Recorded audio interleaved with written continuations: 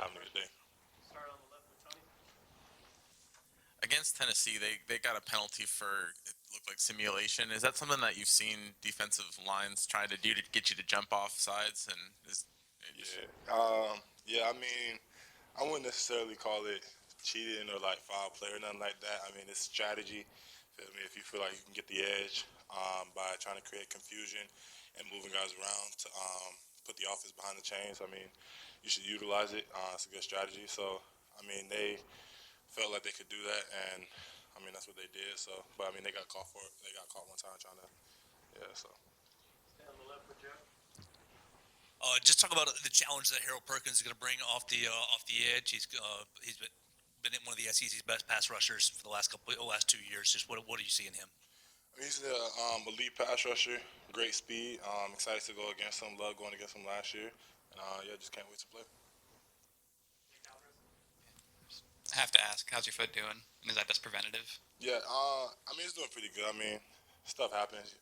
You're out there, you feel me? You get banged up, so it's no big deal. Be ready to play when game comes. So. Yeah. Play in the third quarter. Just how did you see crowd noise affect Tennessee? Just watching from the sideline, and how do you think crowd noise can affect this game? Yeah, crowd noise definitely plays an extreme part into the game. That was the loudest I think I've heard Brian Denny get, and I loved it. I mean, they got two false start penalties. When Jahai scored that touchdown, that was insane. So just having the crowd behind you, it definitely adds momentum for the defense because you know that the offense, when they're out there, it just creates a lot of confusion, a lot of stuff going on. Sometimes the offense can't communicate with one another, so they can't be all in tune and get ready to go. And then when the offense is out there, we know that we got the whole fans behind us. So it's just we're all playing as one, and that's a great feeling. Brash just said this game is a little personal. How much is the fact that y'all have the chance to avenge both of last season's losses in back-to-back weeks kind of factoring into things this week, maybe motivation-wise for y'all? Yeah, so it's a lot of motivation. Every day, every time throughout the offseason, whenever things got hard, I just thought about this game, and I thought about the Tennessee game. We have a standard that we always have to play to, and putting ourselves in situations to where the game's decided on one play is something that we never want to do. So, yeah, games like this are always personal, yeah.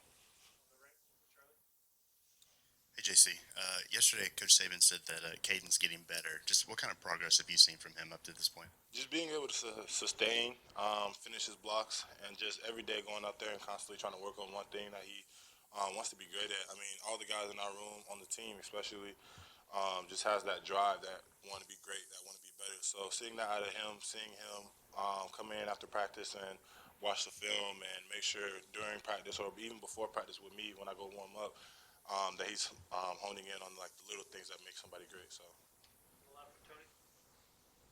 you mentioned the crowd noise. Do they ever get a little too carried away on offense, and do you have to kind of combat that? Yeah, Is there a play to the crowd? It gets pretty loud when we're backed up coming out. Say we're on like the 5-10 yard line. That's when it's probably the loudest. That's probably the only time that crowd noise, even at home, can affect you a little bit because you can't really hear. Because that's, I mean, in my opinion, where it gets pretty loud because they're right there, right behind you. So, but yeah, outside of that, no, it's not as big of a deal. Yeah, JC, I know he's been here a little longer than Caden, but in the few weeks he's been in the lineup, what have you seen from Jaden Roberts? I've seen a lot of confidence building from him. A lot of great things that he's been doing. He knows his plays. He knows what he's supposed to do, and he's just going out there and being physical. And that's what you want to have out of an offensive line. So just knowing that he's out there and he'll do what he has to do to get the job done and be successful at that. And he always has a great attitude. So he's just looking to build and stack days every single day. With LSU being the number one offense in the country, how much pressure do you guys feel from an offensive standpoint to match that? And then secondly, how do you build off the execution that you guys found in the second half against Tennessee? Yeah, I mean, really, we're not trying to match their intensity. We're really just trying to focus on us, focus on what we got to do, play 60-minute football, and I think we'll be all good. So that's really what we have to accomplish this week.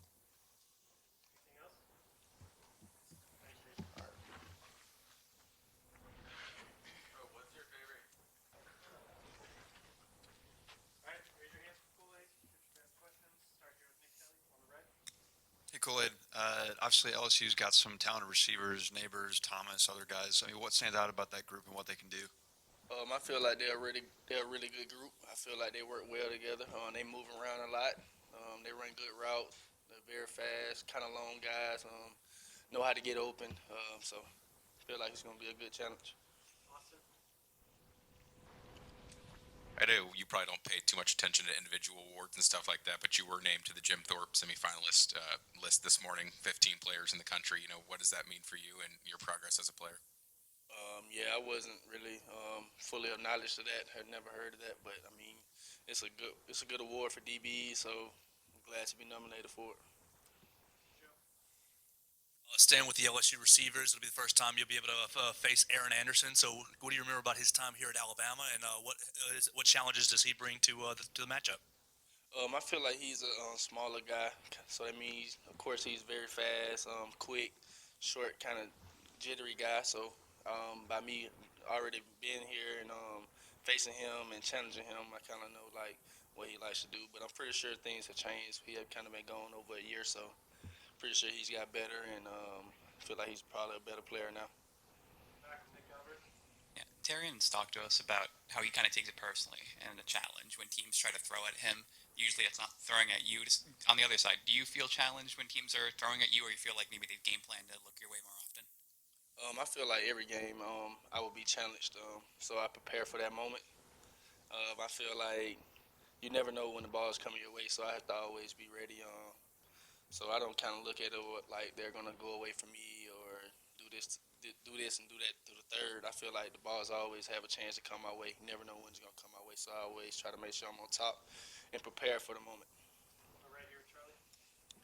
Just what kind of player is a guy like Kendrick Law? Like, what kind of challenges does he present in practice? I feel like Kendrick Law is a very hard worker. He works very hard. He always going 100% no matter what's going on. So I know when guarding him, I know he's going to give his best. I know if we're doing one-on-one drills and special teams, I know he's going to do his best to win. He's just a hard-working guy, kind of guy I like to watch, and kind of the guys I love to be on the team with. On the left with Tony. Kind of going back to Terrion, do you feel like you guys have two lockdown cornerbacks, and how much does he make your job easier, or how much do you make each other's job easier just with the way you guys have been playing? I feel like me and Terry Young work well together. I feel like also Trey has came in and did his well share of helping us also. So I feel like with us three being on the field, with whoever's at corner at the moment, I feel like we always are good on the outside, and I feel like we do a good job of challenging the receivers to get open and to do what they have to do for their quarterback. Middle of microphone. Just how much you think the crowd affected what Tennessee was trying to do a couple weeks ago, and what do you want to see from this crowd being the last SEC home game? I'm very glad you asked about the crowd. I'm very excited on how they was here against Tennessee. I feel like we need the same amount of energy, if not more, for this game. So we need the fans to be there. We're very excited to have the fans at our game, and we want to make the game as hard as we can and make it to our advantage that we have a crowd here that's on our side. On punt returns, what are the things that are going through your mind as the ball is through the air about, am I going to catch this ball? Am I going to let it bounce? Am I going to try to return it? Just what are the things that factor into your decision making? It's a lot of different things, faced a lot of challenging kicks this year with whether it's been rugby or a guy holding the ball longer than usual. So the ball has been, just kind of different. And I would say punt return. You got to make sure that at the end of the play we'll at least have the ball. Can't make sure that we don't have any unnecessary turnovers. So I would say I've been working harder on just making sure I'm catching all the difficult balls that are even harder to catch or can be risky catch, but just making sure that I'm doing that to make sure we save as much field position as possible. Right here, Kurt. Kool-Aid, you've been around a while now and seen all of the officiating crews in the SEC. And I'm not talking about good, bad, but I'm just talking about, do you ever notice if, does anybody ever tell you, watch out now because this guy's more likely to call such and such, or do you ever get anything like that? It's like a scouting report on officials. No, I've never encountered a situation like that where someone has talked about the officiating crew, what guys call what. So, I mean, that's not to my knowledge. Tony. Kind of going back to the punt returns, Nick Saban expressed confidence. How much does that help you having him, step up for you and kind of express that confidence in you? Well, I mean, we talked about everything, and I'm pretty sure he always had confidence with me being back there. So, I mean, something I already knew. But him just saying it to the world, I would say, it means something. Hey, Kool-Aid. Year over year, how have you seen the change of Jermaine Burton? And has he changed from last year to this year? Because clearly, from what we're seeing like that dog mentality out there on the field. Has he changed? Did he have that last year? What's your take on that? I feel like since day one, he always had that dog in him. I feel like he works very well. I feel like he go hard at practice. He always want to win each rep, no matter what's going on. He want to win the rep. So that's just being a dog in general. I feel like he always been that way. Nothing has changed about the way he is. Anything else? Thanks, Kool-Aid.